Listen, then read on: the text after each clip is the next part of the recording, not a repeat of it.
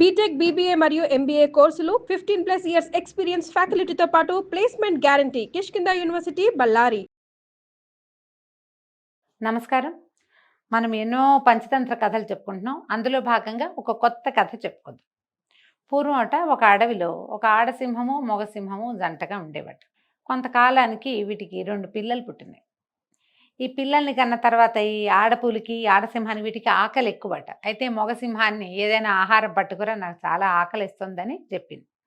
చెప్పేసరికి ఈ సింహం బాగా వెతికి వెతికి వెతికి చూడగా ఏమీ ఆహారం దొరకలేదు. సాయంకాలం చీకటి పడే వేళ అప్పుడే పుట్టిన ఒక నక్క కూన దొరికిందట సింహానికి. నక్క చచ్చిపోయింది, ఆడనక్క. పుట్టిన పిల్ల దొరికింది. ఈ పసిగుడ్డుని చంపబుద్ధి కాలేదు సింహానికి. అది దాన్ని నోట కరుచుకుని తీసుకొచ్చి ఆడసింహానికి అప్పచెప్పిందట. ఏమీ దొరకలేదు ప్రియురాలా, ఇవాళ అనుకోకుండా ఈ నక్క కూన దొరికింది. ఇది స్వజాతి ప్రాణి, మనలాగానే దీనికి గోళ్ళు పళ్ళు అన్నీ ఉంటాయి. మన జాతి జంతువు, పసిబిడ్డ, దాన్ని చంపలేకపోయాను. నెత్తుటి వాసన పోలేదు.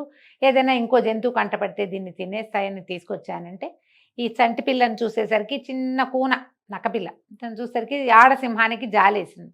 పోనీలే, ఈ ఉన్న పిల్లలతో పాటు అది కూడా నా పాలు తాగి పెరుగుతుందని ఏం చేసిందట, తన సొంత పాలిచ్చి తన 2 పిల్లలతో పాటుగా ఈ నక్క పిల్లని కూడా పెంచింది. సింహం పిల్లలు నక్క పిల్ల కలిసి 3 కలిసి పాలు తాగేవి, ఆడుకునేవి.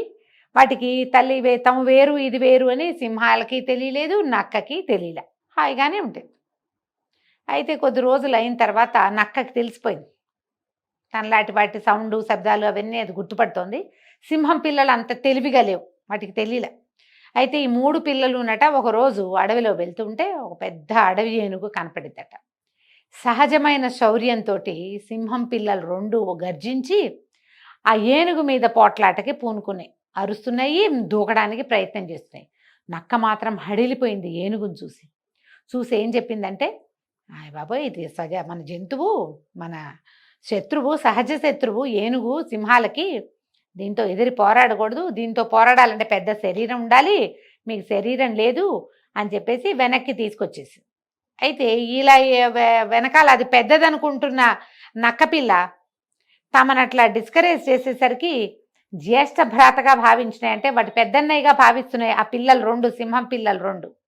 ఈ నక్క మాటలు విని నిరుత్సాహపడి ఇంటికి వచ్చేసినాయి. వచ్చాక సాయంకాలము తల్లికి చెప్పినాయట, పెద్ద ఏనుగు కనపడింది, అన్నయ్య చాలా భయపెట్టేశాడు, అది కుమ్మేస్తుంది, దంతాలతో కొట్టేస్తుంది, నాన్నను కూడా ఇదివరకు కొట్టింది, మిమ్మల్ని చంపేస్తుంది, కాలుతో తొక్కేస్తుందని చాలా బెదిరించాడు. కాబట్టి అన్నయ్య మేము వచ్చేయాల్సి వచ్చింది, లేకపోతే మేము ఏదైనా చేసేవాళ్ళం, దానికి కొంచెం దెబ్బైనా కొట్టేవాళ్ళం. ఇట్టా మమ్మల్ని చేసేసింది, మమ్మల్ని డిస్కరేజ్ చేసిందని తల్లి దగ్గర పోరాడినాయి. అన్నతోటి పోరాడేసరికల్ నక్క గట్టిగా కేకలేసింది, తిరగబడింది.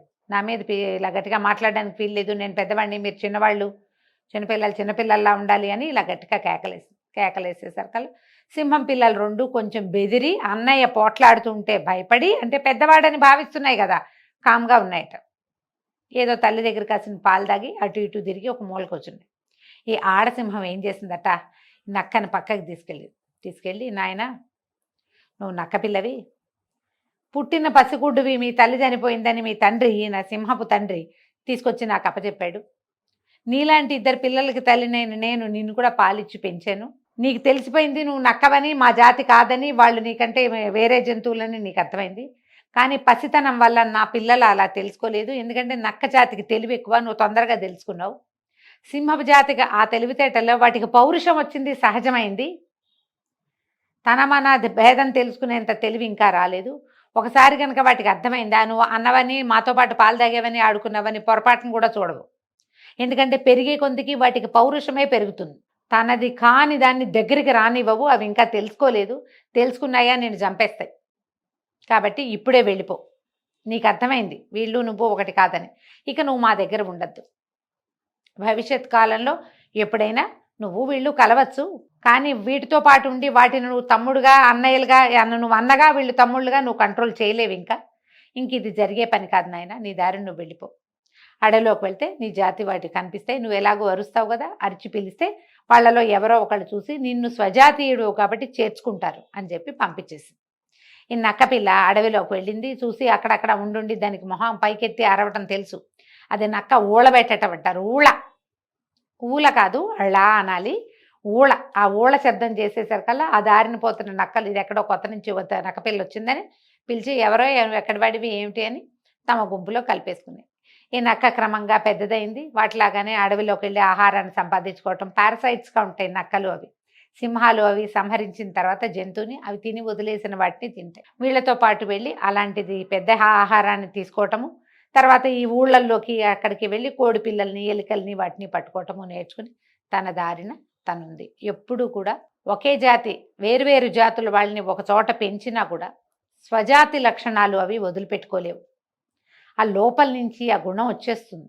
సింహ పిల్లలకేమో పోరాడే గుణం వస్తుంది, నక్క పిల్లకేమో పారిపోయే గుణం వస్తుంది. దాని లోపల అదే ఉంటుంది.